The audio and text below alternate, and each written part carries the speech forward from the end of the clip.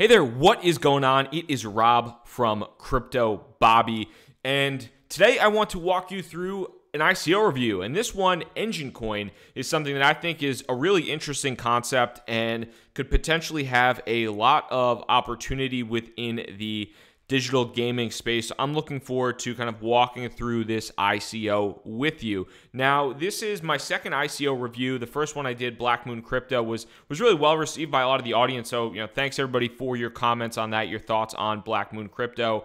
And Enjin Coin recently reached out to me directly to cover their project, cover the ICO, and talk a little bit about it. And this is, along with Black Moon Crypto, really the two only projects in the past month and a half that have reached out to me that I thought were worth your time, worth the audience's time, yourself, your time. And for full transparency, like always, I try to be as level-headed, as fully transparent with you as possible.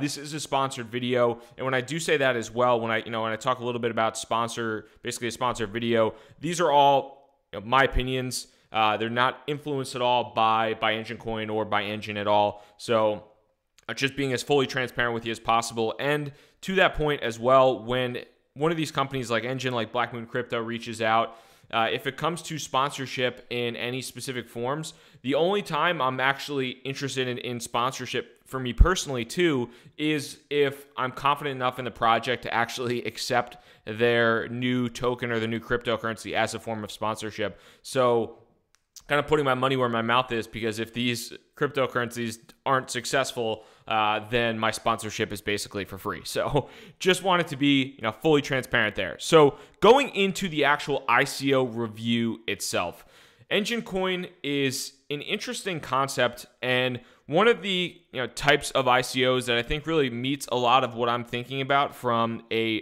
project standpoint. And there's multiple reasons beyond that, but I think the biggest, most interesting thing to me personally right now with Enjin Coin is the built-in distribution network that they already have in place. So what do I mean by that? Well, Enjin Coin is actually somewhat of an extension from an existing business, Enjin, which has been around since 2009.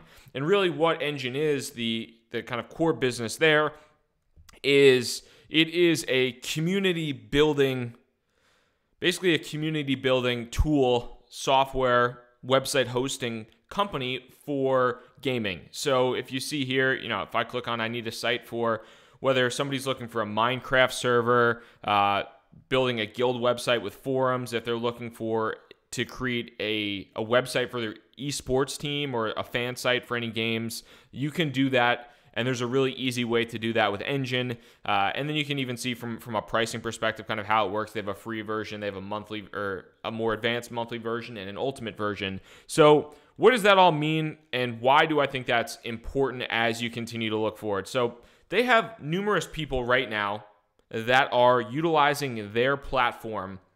They're utilizing their platform to run their websites and creating communities of gamers right now utilizing Enjin.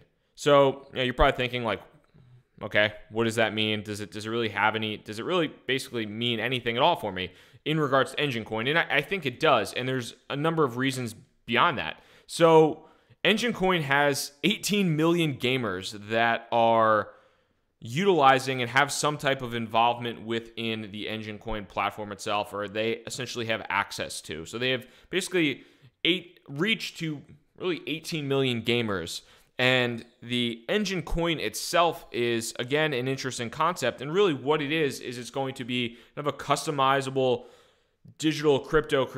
cryptocurrency that is going to enable transactions within virtual gaming. So obviously there's transactions within gaming right now, and there's certain levels of efficiencies and inefficiencies with that. Enjin Coin is trying to and is working to basically become the go-to place to transact and create cryptocurrencies that are tied to value with basically that are tied to value and utilize that in gaming. So you can see here they have basically 18 million gamers that are on 250,000 current Enjin communities. So they have over 60 million views per month, and they're already selling millions of dollars per month in virtual goods, what they're trying to, focus on is essentially creating a cryptocurrency that's going to enable more transactions and a better store of value in the future.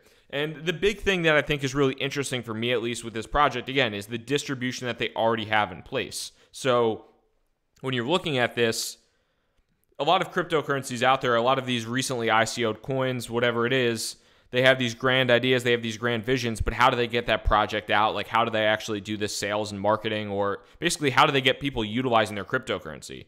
Granted, I doubt all 18 million gamers that are utilizing and all 250,000 communities are going to be that interested in cryptocurrency. Maybe the transactions that they're already working with in gaming, whether it's Minecraft or something else, are fairly efficient. But you can also expect that having access to those gamers, having access to those communities, Enjin Coin is going to be able to reach a certain number of them. Depending upon the number that they reach of their existing community, probably is going to determine the overall success of the project and things of that nature. But having that built-in community that they can actually reach out to without having to pay for that type of exposure, I think is a massive advantage in terms of having success there. You can look at something like, WordPress. And Enjin Coin is in many ways, I think, kind of similar to, it's basically like WordPress for gaming, content management system and e-commerce platform.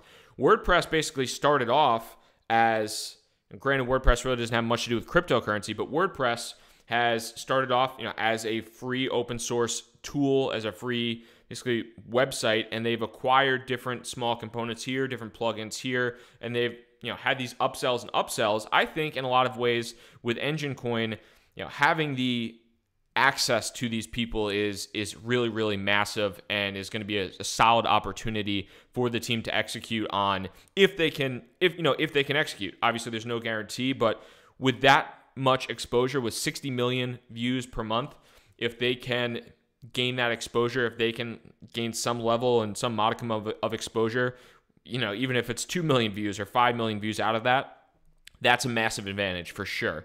And so, within what Enjin Coin is, so it's going to be an ERC20 token, and there's going to be a number of different smart contracts and software development kits based off of it. So what I really like about Enjin Coin is that it's not necessarily going to be, it's not necessarily trying to be like the one coin that every single gamer has to use. It's not that.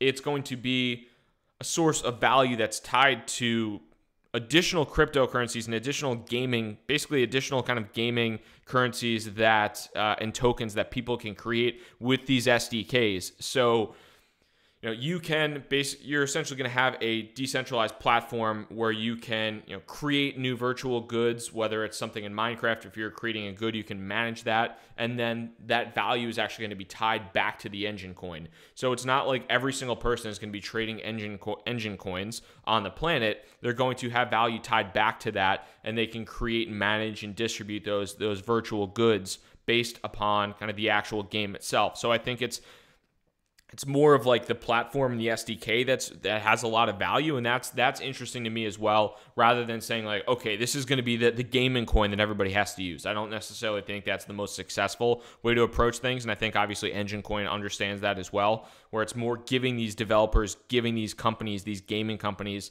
the opportunity to leverage your underlying technology, and that the underlying technology is kind of the strong suit of what that allows to do. And then it gives gamers and people within this an opportunity to trade assets from game to game and kind of move things around where they need to as well. So I think that is interesting in and of itself. The ability to really create and manage those virtual goods, and then having that basically almost being that kind of custom decentralized payment gateway. So almost being, I talk about Stripe a lot. I talk about Square, PayPal, those types of companies, those payment gateways. In a lot of cases, Enjin Coin is looking to be like the Stripe SDK for digital gaming and for gaming and things of that nature. So I think that is something that is really going to be appealing and interesting long term, which is why I've gotten a lot of interest and I've developed some interest in this project. And again, kind of going back to it too, it's not just about having this cryptocurrency that every single gamer has to use, because I don't think that would be successful. If it's one cryptocurrency and somebody playing Minecraft and then somebody playing, I don't know. If there's 10 different games and there's one cryptocurrency, I don't think that necessarily makes as much sense. But the opportunity to basically develop with SDKs and having this like one centralized payment gateway to create these virtual goods and store value with those virtual goods, I think is really, really interesting. And then those assets can be turned back into Enjin Coin, into ENJ at any point in time. That makes a big difference in my opinion. So outside of that too, looking at kind of how it is and how things are going to be structured in the future. So the interesting part to me, I'll get to the founding team here in a second as well, but one of the interesting things to me is how the Enjin Coin team is trying to really supplement and support some existing games and existing relationships, and kind of taking advantage of the success that they've already had, is basically working this system in as a plugin and not trying to kind of bite off more than they can chew off the top.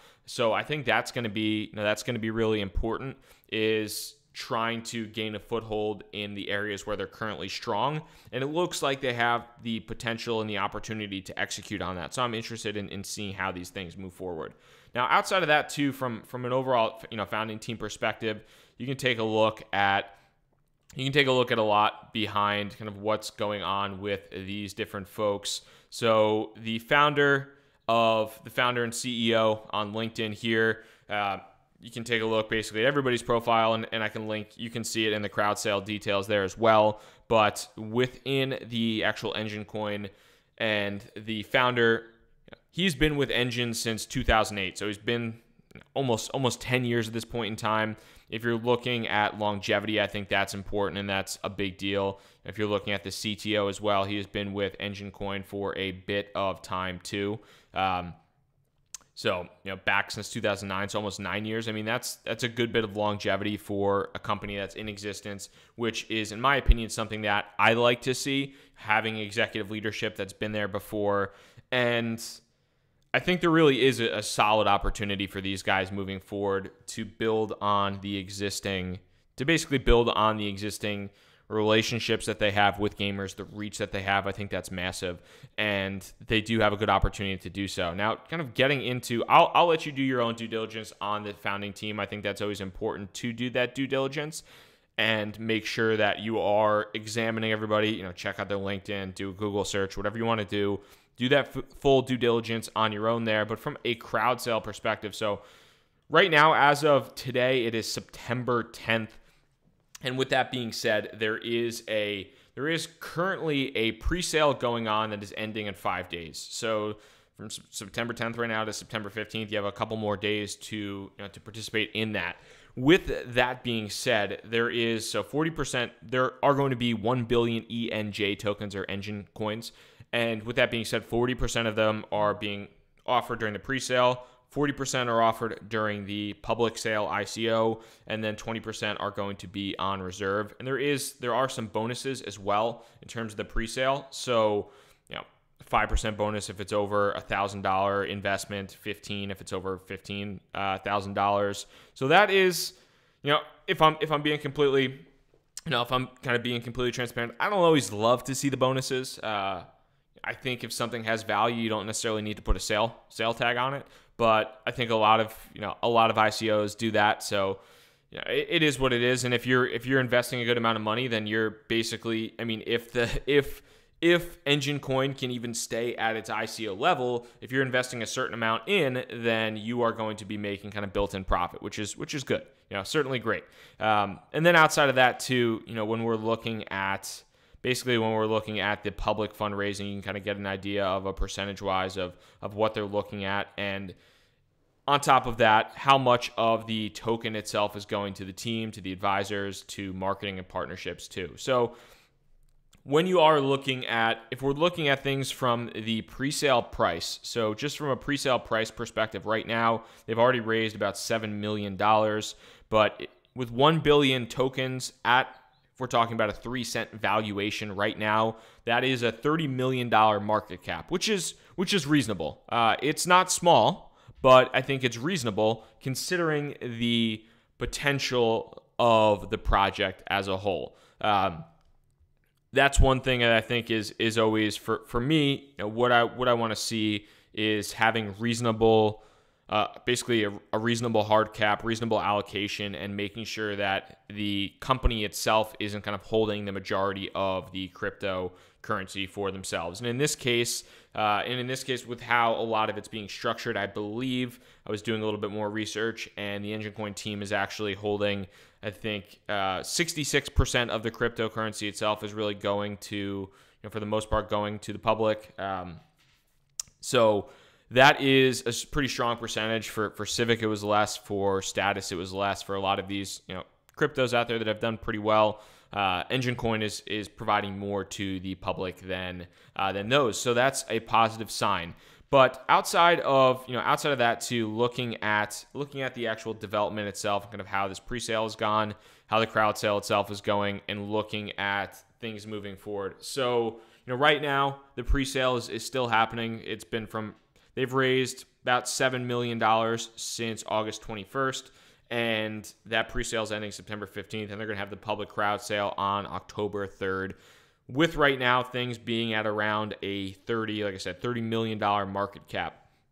Now, with the actual launch and the roadmap of how things go, this is going to be where the most kind of important things happen, in my opinion. Is how quickly they can roll out the smart contracts, how quickly they can get the mobile wallet and the API done, and the Minecraft plugin.